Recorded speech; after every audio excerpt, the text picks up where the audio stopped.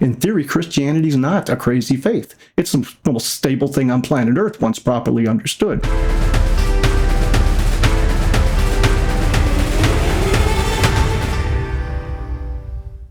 Welcome again to Grace Bites. I am Pastor Dave Steiger, your host for the day. I'd like to talk to you about something really neat today. The next following few segments that we're going to record here for you, they're going to fall into the title of these segments is going to be Truly Knowing. And I'm going to ask you about things that you probably think that you do know. And you may find out that you don't. And it's okay if you find out that you don't, because I went through this same process and I love learning. And in fact, may I share with you the stages of the learning process, because we're about to learn something and I want you to know what might be happening to you during this process. There are 4 stages that can basically be summed up in the learning process, and they go like this. The first stage of the learning process for anything, that's certainly anything that's worthwhile knowing, is unconscious incompetence. This is simply a very clinical way to say that you're so dumb you don't know that you're dumb. Unconscious incompetence. You don't know that you don't know something. And a perfect example of this is, ask somebody who has never ridden a bike to get on a bike. Just picture a nice 1970s Schwinn banana seat green bike. I used to love that bike. That was my favorite bike when I was a kid. And you ask them, and if they've never ridden a bike before, let's say you picked them out of somewhere in the outback of Australia, okay? And they've never seen a bike, but they see people riding the bike. They go, that looks pretty easy. Well, they get on the bike and they try to turn a pedal and they immediately fall to the ground. That's because they're unconsciously incompetent. They don't know anything that there is to know about riding a bike. But in that moment, the moment that they hit the ground, they realize something. They realize that they don't know anything. And that's called conscious incompetence. That's where you actually hit the phase of something where you say, man, you know what? I don't know anything about this. And that's a real good place to be. Because that's actually that's a state of humility when you say to yourself that I don't know something. I'd like, and maybe you'd like to know it, so you pursue it to the next step. And let's say you keep getting on that bike, not knowing what you're doing, and you start pedaling, and you're doing that squiggly thing with the steering wheels, and you're trying to stay on the sidewalk or whatever it is that you're on. But eventually there comes a point in that process where you become consciously competent. That is, you know what you're doing. And that's a very good place to be. That's a wonderful place to be, because now all of a sudden, maybe you can stay right down the middle of the sidewalk or go up and down a curb or something like that with your bike, and life is good because you're consciously competent.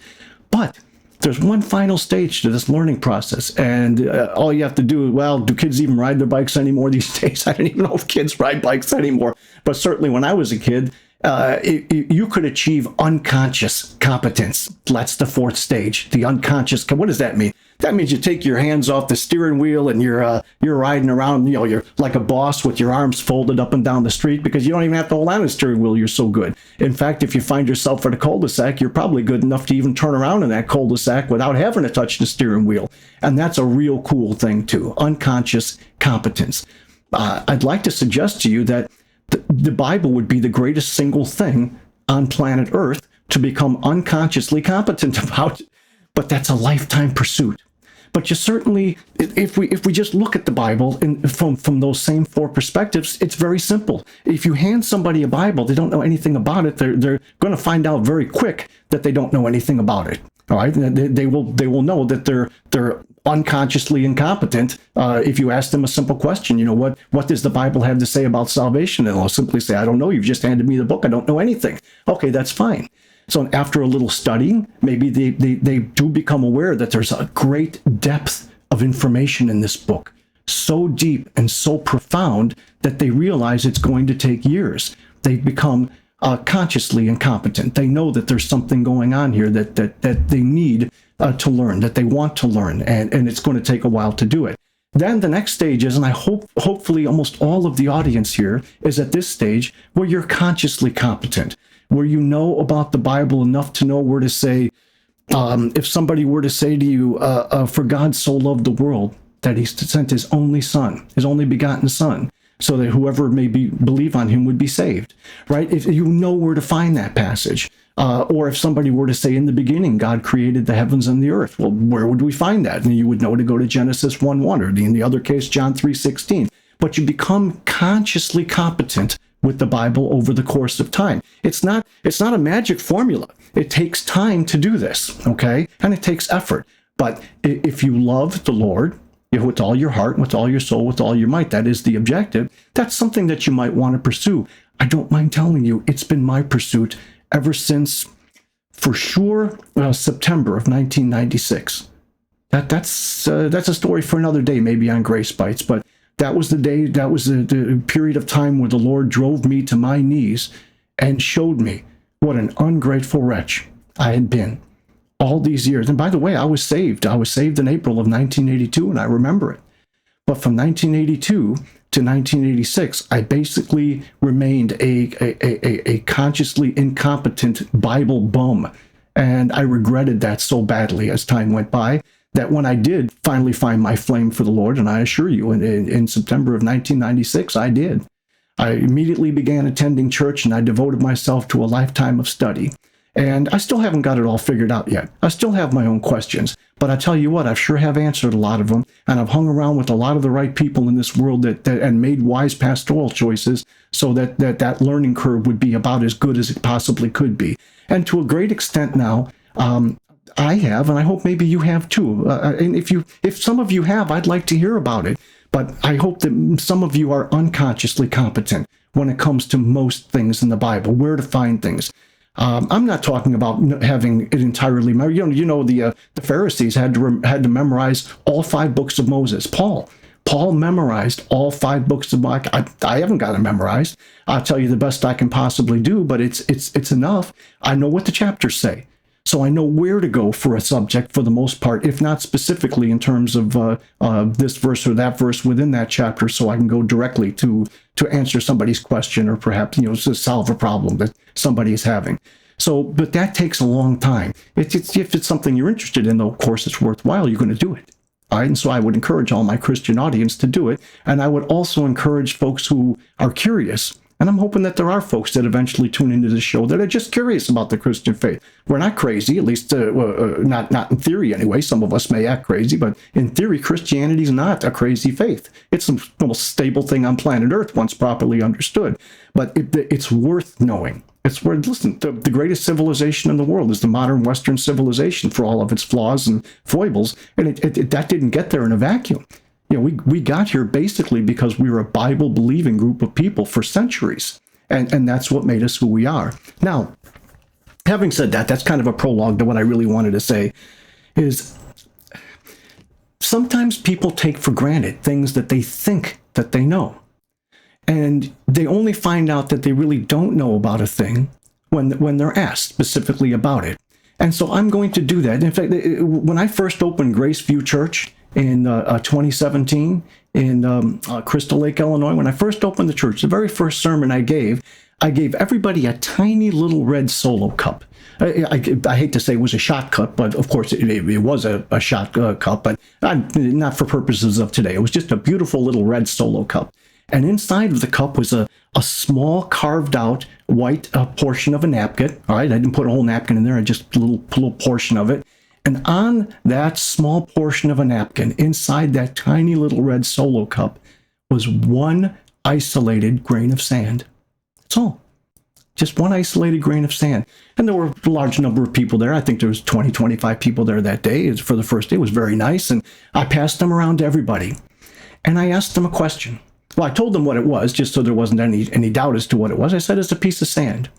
And then I said to them, did anybody have any guess how many atoms might be in that grain of sand? And I'm going to do the same thing to you right now. I just want you to imagine in your mind exactly what I've just told you. A little red Solo cup, the little square piece of paper napkin in there, 1 grain of sand. How many atoms, not molecules, nothing else, just atoms, do you suppose are in that grain of sand? And I got interesting answers. I got 2,000, 8,000. Somebody said 1,000. I'm sorry, 100,000. They thought they were going large with 100,000.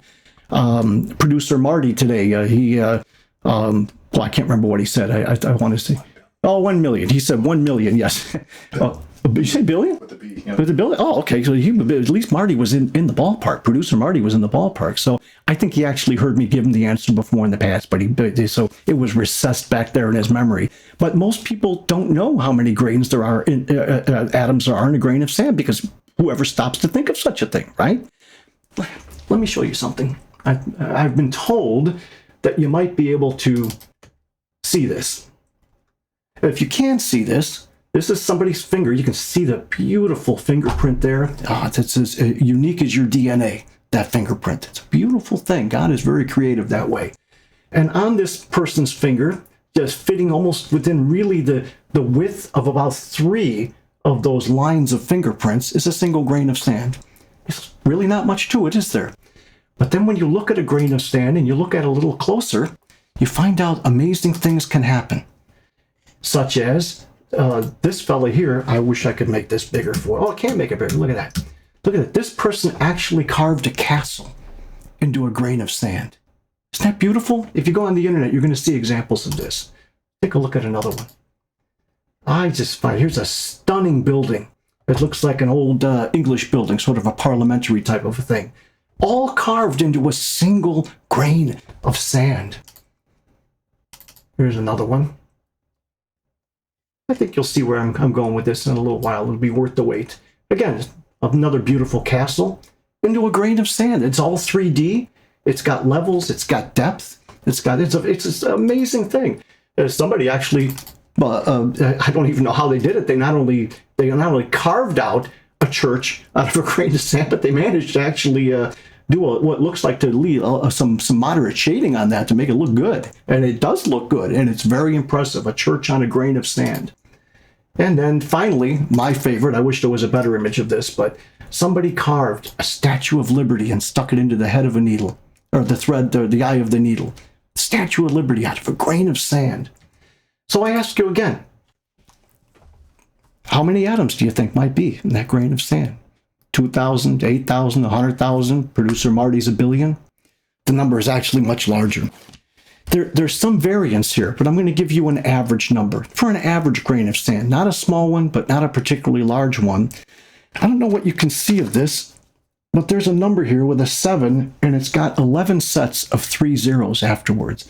I believe that number is probably about maybe an octillion, 7 octillion, but I could be wrong about that. I don't even know if they have a name for a number that big. Okay, I'm not certain. But it's so many atoms are in a single grain of sand that there's more atoms in the grain of sand than there are grains of sand on planet Earth. Let that sink in. More atoms in a grain of sand than there are pieces of sand on planet Earth. Think of the biggest beach you've ever seen. Unlimited amount of sand pieces, right? No. The atoms in a grain of sand have it all beat.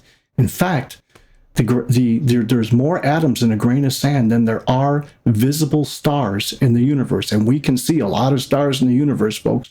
Trust me on that. We can see a lot of stars, and there are more atoms in that little grain of sand. Does that make the atom particularly special? No. But it makes it amazing, doesn't it? And it makes the creation of God all the more amazing. Because, quite frankly, there's so much more than meets the eye when you're talking about things like God's creation. Just take the simple grain of sand being one of them. So what I want to do is, that was just one thing. That was just one thing I wanted to do. But I'm going to ask you 7 questions. And I'm going to start in the next segment. I'm going to ask you a series of 7 questions. And I don't ask these questions. I'm not trying to intimidate you. I'm not trying to show you that I know something more. Listen, I didn't know any of these things until I did know them. And the only reason I knew them is because I took the time to study them. No different than anybody else in this world can do. I'm not special. But I'm going to ask you 7 questions.